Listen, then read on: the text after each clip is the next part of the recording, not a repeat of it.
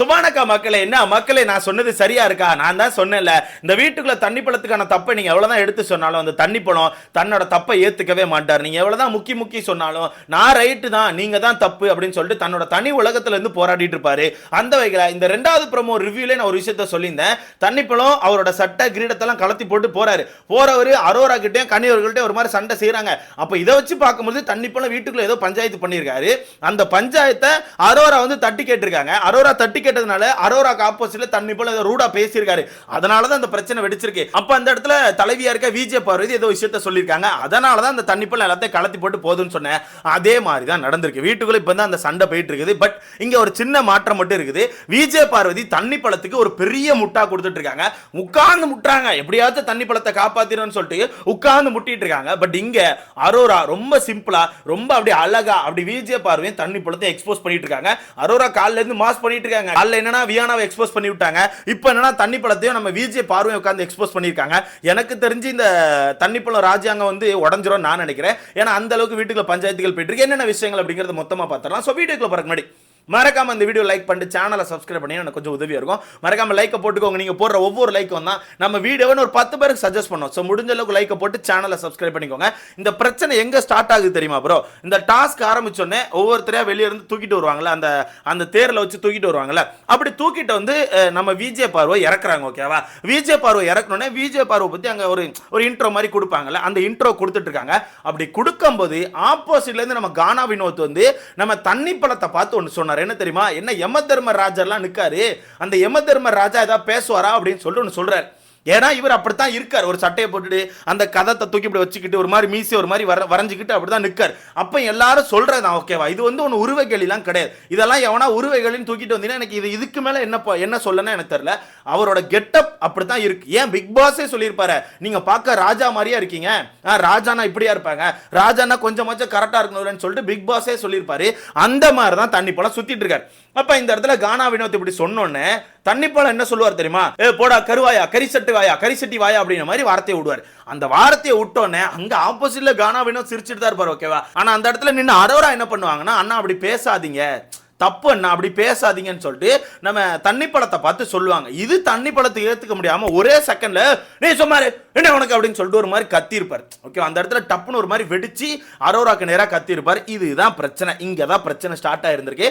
அந்த இடத்துல அரோரா நினைச்சிருந்தா பிரச்சனை போட்டு உருண்டிருப்பாங்க. ஓகேவா? பட் அந்த இடத்துல அரோரா வந்து எதுவும் பேசாம அப்படி விட்டாச்சு. அதுக்கப்புறம் மாத்தி கலாய்ச்சிட்டு தான் இருந்தாங்க. இந்த 3வது ப்ரோமோ கூட பார்த்துருப்பீங்க. உட்காந்து எதெல்லாமோ பாட்டு படிச்சுட்டு இருக்காங்க. ஒரு இன்ட்ரோங்க பேர்ல வீட்டுக்கு மொத்தமே 17 பேர் தான் இருக்கானு. அந்த 17 பேருக்கு 2 மணி நேரமா இன்ட்ரோ கொடுக்குறாங்க ப்ரோ. மாத்தி ஏடா 17 பேர் உங்ககிட்ட ஒரு இளவு திறமையும் கிடையாது, என்ன இளவு திறமை வச்சிருக்கானு சொல்லிட்டு 2 மணி நேரமா இன்ட்ரோ கொடுத்துருக்கானு தெரிப்பா. 2 மணி நேரமா இன்ட்ரோ கொடுத்துக்கிட்டே இருக்கானு ப்ரோ. மாத்தி ஆனா இன்ட்ரோங்கிறது எப்படி தெரியுமா? இவர் பேர் இவர் வந்து இப்படி பண்ணுவாரு, அவர் வந்து அப்படி பண்ணுவார். இவ்வளவுதான் இன்ட்ரோ. இந்த இன்ட்ரோவை 2 மணி நேரத்துக்கு மேல கொடுத்துட்டு இருக்காங்க. எப்பா அந்த வியானா கொஞ்சம் தள்ளி போக சொல்லுங்கப்பா, இந்த ஆக்டிங் பண்றாங்க மாதிரில கிரிஞ்சு பண்ணிட்டு இருக்குது. ஸோ அந்த வகையில் இங்கே தான் அந்த பிரச்சனை ஸ்டார்ட் ஆகுது. அந்த இன்ட்ரோலாம் முடிச்சதுக்கு அப்புறம் கனி அவர்கள் விஜய் பார்வதி கிட்ட போயிட்டு நீங்க தான் தலைவியா இருக்கீங்க, ஸோ தலைவி நீங்க தான் இதுக்கு ஒரு முடிவை சொல்லணும். நம்ம நாட்டுக்குள்ளே ஒரு பிரச்சனை போயிருக்கு, நம்ம நாட்டுக்குள்ளே நம்ம இளவரசியை பார்த்து நம்ம திவாகர் அவர்கள் வந்து ஒரு மாதிரி ரூடா பேசிட்டாரு, அது ரொம்ப தப்பு. அது மட்டும் இல்லாமல் எதிர்நாடு நிற்கும் போதே பேசிட்டாரு, அது ரொம்ப தப்பு, இதுக்கு நீங்க தான் சொல்லணும்னு சொல்லிட்டு கனி அவர்கள் அந்த இடத்துல கொளுத்தி போடுறாங்க. ஓகேவா? இது பக்காவான கொளுத்தி போடுறது. ஏன்னா கேப் கிடைச்சிட்டு அந்த இடத்துல கொளுத்தி போட்டா பக்காவா இருக்கும்னு சொல்லிட்டு கனி கொளுத்தி போடுறாங்க. பட் கொளுத்தி போடுற விஷயம் கரெக்ட் தானே, அந்த பாயிண்ட் கரெக்ட். ஓகேவா? அப்ப விஜய் பார்வதி ஃபர்ஸ்ட் ஸ்டார்டிங் பேசும்போது அப்படியான்னு சொல்லிட்டு எல்லார்கிட்டையும் கருத்துக்களை கேட்கறாங்க. அப்ப அரோரா வந்து புட்டு வச்சிட்டாங்க. ஓகேவா? அரோரா வந்து என்ன சொல்றாங்கன்னா, ஃபர்ஸ்டே ரொம்ப தெளிவான பாயிண்ட் வச்சிட்டாங்க, அதை தாண்டிலாம் போக முடியாது. அரோரா ரொம்ப சிம்பிளா, இங்க பாருங்க, உங்களுக்கான பட்டாபிஷேகம் நடந்துச்சு, உங்களை தூக்கிட்டு வந்து இங்கே வச்சோம் நாங்கள், நீங்கள் இறங்கி நடந்து போயிட்டு இருந்தீங்க, உங்களுக்கான இன்ட்ரோ கொடுக்க போனோம். அப்போது எதிர்நாட்டில் இருந்து ஒருத்தர் வந்து நம்ம திவாகரை பார்த்து ஏதோ சொன்னு கலாய்ச்சார். அப்படி கலாய்க்கும் போது டக்கு நம்ம திவாகர் வந்து கறிவாயா, கறி செட்டி வாயா, கருப்பா அப்படின்னு சொல்லி வார்த்தையை விட்டுட்டாரு. அதுக்கு நான் டக்குன்னு திவாகர் கிட்ட இப்படிலாம் பேசாதீங்கன்னு சொல்லி நிப்பாட்டினேன். அதுக்கு அவர் என்கிட்ட ஒரு மாதிரி ரூடாக நடந்துக்கிட்டாரு, நீ வாயை மூடு அப்படிங்கிற மாதிரி சொல்லிட்டாரு. இது தப்புங்க, இது வந்து ரொம்ப பெரிய தப்பு. இதுக்கு வந்து அவர் என்கிட்ட மன்னிப்பு கேட்கணும்னு சொல்லிட்டு அரோரா ரொம்ப தெளிவாக பாயிண்ட் எடுத்து வைக்கிறாங்க. இதுல இன்னொரு பாயிண்டே சொல்லியிருப்பாங்க, நான் இங்க வந்து எதிர்நாட்டில் போய் சண்டை போட்டிருக்க முடியாது, எதிர்நாட்டில் போயிட்டு நீங்க எப்படி எங்க மாமா பத்தி எப்படி பேசலாம்னு சொல்ல முடியாது, நான் ஏன் நாட்டுக்குள்ள தான் பேச முடியும், அதனால நான் ஏன் நாட்டுக்குள்ள நீங்க பேசாதீங்கன்னா அமைதியா இருங்கன்னு தான் சொன்னேன். ஆனா இவர் திரும்பி பேசிட்டு என்கிட்ட வந்து கத்திட்டு இருக்காரு, அது ரொம்ப தப்புன்னு சொல்லிட்டு அரோரா பாயிண்ட் எடுத்து வைக்கிறாங்க. இதுல தண்ணி பழம் உடனே எப்படி வெடிக்கிறாரு தெரியுமா, இவங்களுக்கெல்லாம் பொறாம, என்ன டார்கெட் பண்றாங்க, உடனே எதிர்கட்சி கூட கூட்டணி சேர்ந்துட்டாங்க, எதிர்நாட்டு கூட கூட்டணி சேர்ந்து என்ன அட்டாக் பண்றாங்க, என்ன அழிக்க ட்ரை பண்றாங்க. ஏன்னா ஒன்னு அழிக்கிறதுக்கு எதிர்நாட்டுல இருந்து ஒரு ஆள் வரணும் போல, உன் வாயை தான் உன்னை அழிச்சிருமே, இவரை வந்து அழிக்கிறதுக்கு எதிர்நாட்டில் கூட்டணி சேர்ந்து அழிக்கிறாங்களாம். சத்தியமா சொல்றேன் ப்ரோ, இந்த பிக் பாஸ் நாசமா போறதுக்கு ரெண்டே பேர் தான் காரணம். ஒன்னு விஜய் பார்வதி, இன்னொன்னு தண்ணி பழம். இந்த ரெண்டு பேர்ல யாராவது ஒருத்தர் நீங்க வெளியெடுத்துட்டீங்கன்னா சத்தியமா சொல்றேன் எல்லாமே விளங்கிடும், எல்லாமே நல்லா இருக்கும். முக்கியமா நீங்க இந்த தண்ணி பழத்தை மட்டும் எடுத்துட்டீங்கன்னா எனக்கு தெரிஞ்ச இந்த சீசன் விளங்கும் ப்ரோ. ஏன்னா தண்ணி பழம் இருக்க போய் தான் கானா வினோத் ஏகப்பட்ட வார்த்தைகளை விடுறாரு, அது ஒரு மாதிரி எங்கேயோ எல்லாம் கடந்து போயிட்டு இருக்கு. ஓகேவா, அதே மாதிரி தண்ணி பழம் இருக்க போய் தான் இந்த விஜய் பார்வதி ஆகும்னா எல்லா டாஸ்கையும் அழிக்கிறாங்க. இப்போ இந்த ராஜாங்கம் டாஸ்க் எனக்கு தெரிஞ்சு நேத்து கூட பரவாயில்லன்னு தோணுச்சு ப்ரோ. இப்போ இவங்க நடந்துக்கிற விஷயத்தை வச்சு பார்க்கும்போது நேத்து கூட பரவாயில்லன்னு தோணுது. ஏன்னா விஜய் பார்வதி அந்த பதவியில ஏறினதுல இருந்து ஒண்ணுமே பண்ணல, வீட்டுக்குள்ள டாஸ்க் நடக்கானே தெரியல. ஒரு சைடு வியானா அப்படின்னு இருக்கு, இன்னொரு சைடு நம்ம சபரி ஏதோ பண்ணிட்டு இருக்காரு, இந்த தண்ணி பழம் நடிப்புக்கு இருக்க பேசுறேன்னு கத்திட்டு இருக்காரு. வெறுமனைக்கு சவுண்டு மட்டும்தான் வருது. பிக் பாஸ் 2 மணி நேரத்துக்கு முன்னாடி தான் ஒரு விஷயத்த சொன்னாரு, கத்தாதீங்க, ஃபன்னா எடுத்துக்கோங்க. ஒரு காமெடியனுக்கு அழகே ஃபன்னா எடுத்துக்கிறது, அந்த காமெடியா ஏத்துக்கிறது, இதை புரிஞ்சுக்கோங்கடான்னு சொல்லிட்டு பிக் பாஸ் காரி துப்பிட்டு போயிருக்காரு. இன்னும் இவனை திருந்தலனா பிக் பாஸ் இறங்கி வந்து இவனை வாயை பொளந்துதான் காரி துப்பணும். இதுக்கு மேல அவர் என்ன பண்ண முடியும், அவர் பேச மட்டும் தான் முடியும். அவர் மைக்க பிடிச்சி கத்துன்னு கத்திட்டார், இன்னும் உட்கார்ந்து அதே சண்டை போடுறாங்க. இப்போ இதுல நான் நினைச்சேன் விஜய் பார் வந்து திவாகருக்கு ஆப்போசிட்டா டக்குன்னு ஒரு கருத்தை சொல்லிடுவாங்க. ஏன்னா ஒரு தலைவி, உள்நாட்டுக்குள்ள ஒரு பிரச்சனை நடந்திருக்கு, அப்ப இளவரசி அப்படி திட்டினது தப்பு, டக்குன்னு அந்த இடத்துல ஒரு கருத்தை சொல்லுவாங்கன்னு பார்த்தா தண்ணி பழத்துக்கு சப்போர்ட்டிவா நின்றுக்கிட்டு நீ என்னதான் இருந்தாலும் எதிர்நாட்டுக்காரன் பேசிட்டு இருக்கும்போது பார்த்துட்டு இருந்திருக்க கூடாதுல்ல. இளவரசி வந்து நீ என்ன பண்ணி இருந்திருக்கணும், எதிர்நாட்டுக்காரன் பேசும்போது எதிர்நாட்டுக்காரனை தட்டி கேட்டிருக்கணும்லன்னு சொல்லிட்டு சொல்றாங்க. இவங்கெல்லாம் என்ன இளவு இதை இப்போ பேசுறாங்கன்னு புரிய மாட்டேங்குது. எதிர்நாட்டுக்காரன் அப்படி பேசுறான்னு சொல்லிட்டு இளவரசி பேச ஆரம்பிச்சுன்னா அது வார் ஸ்டார்ட் ஆயிருங்க. அது ஆக்சுவலாக வார் ஸ்டார்ட் ஆகும். அப்போ நீங்கள் வாருக்கு ரெடி ஆகுறீங்களா, வார் பண்ண தெரியுமா, சண்டை பண்ண தெரியுமா, ஒருத்தர் அரெஸ்ட் பண்ண தெரியுமா, ஏதாவது ஒரு அளவு தெரியுமா, ஒன்றுமே தெரியாது. இந்த இடத்துல தண்ணி பழத்துக்கு முட்டு கொடுக்கணுமா, தண்ணி பழத்துக்கு முட்டு கொடுக்கறக்காக அரோராவை பார்த்துட்டு அரோரா நீங்க எதிர்நாட்டுக்காரங்களை தட்டி கேட்டிருக்கணும், எதிர்நாட்டுக்காரங்க நம்ம மாமாவை பேசும்போது நீங்க எப்படி அமைதியா இருந்திருக்கலாம்னு சொல்றாங்க. அப்ப நீங்க கேட்க வேண்டியதானே, இப்ப எதுக்கு உங்ககிட்ட கொண்டு வந்திருக்காங்க, ஒரு தலைவியா அவங்க கிட்ட கொண்டு வந்தது எதுக்கு, ஒரு ஆன்சருக்கு. அப்ப நீங்க இந்த இடத்துல என்ன பண்ணும், ஒன்னே போர் தொடுங்க, போர் தொடுத்துட்டு போய் ஆப்போசிட்ல இருக்க கானா வினோத்தை போட்டு அடிச்சு போடுங்க, அதை பண்ணுங்க. இல்லையா உள்நாட்டுக்குள்ள ஒவ்வொருத்தருக்கு பனிஷ்மெண்ட்டை கொடுங்க. நான் எதையுமே பண்ண மாட்டேன், தண்ணி பழத்துக்கு முட்டு மட்டும் கொடுப்பேன்னா என்ன அளவுக்கு நீங்களாம் அந்த டாஸ்க்கை விளையாடுறீங்கன்னு கேட்குறேன். டாஸ்க் அழிக்கிறாங்க ப்ரோ, டாஸ்க் அழிக்கிறாங்க. இந்த இடத்துல தண்ணி பழத்துக்கு முட்டு கொடுக்குறக்கு கடுமையான முட்டு. அப்போ கனி அந்த இடத்துல ஒன்று தான் சொல்கிறாங்க, நீங்கள் ஒரு தலைவி, நம்ம நாட்டுக்குள்ள இப்படி நடக்கக்கூடாது. நம்ம நாட்டுக்குள்ள ஒருத்தர் ஆப்போசிட்ல இருக்க ஒருத்தர் பாடி ஷேமிங் பண்ணோன்னே இவரும் பாடி ஷேமிங் பண்ணியிருக்காரு. அப்போ அது தப்பு. அவர் வந்து பார்க்க யமதர்ம ராஜா மாதிரி இருக்குன்னு சொன்னது உங்களுக்கு பாடி ஷேமிங்னா, நீங்கள் அவரை பார்த்து கருவாயா கரிச்சட்டி வாயான்னு சொல்றது பாடி ஷேமிங் இல்லையா?